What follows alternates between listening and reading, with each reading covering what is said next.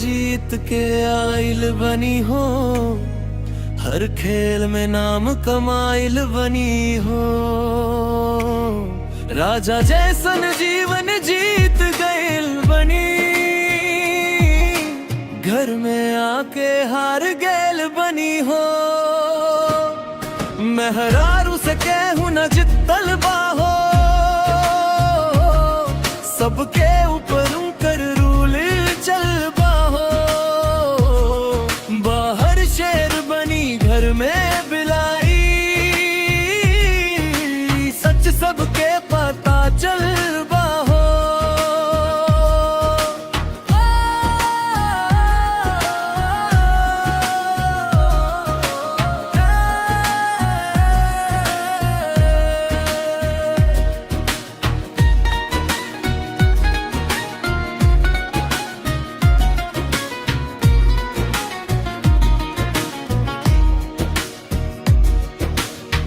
Phone check करे नजर रखे चूर घंटा, हम कहीं जाई पूछे तुरंता।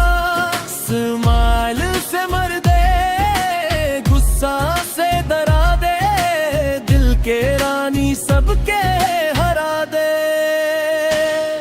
मेहरारू से कहूँ न जितल बाहो, प्यार में सबके झुका दिल बाहो। हीरो से जीरो बना दे पल में,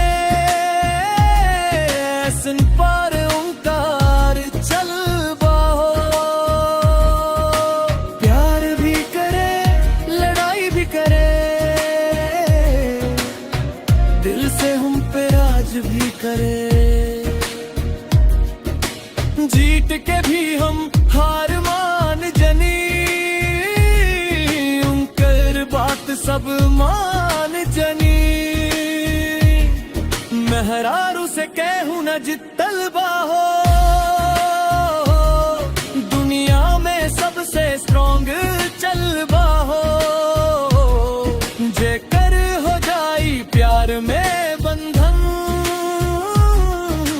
सबसे लकी इंसान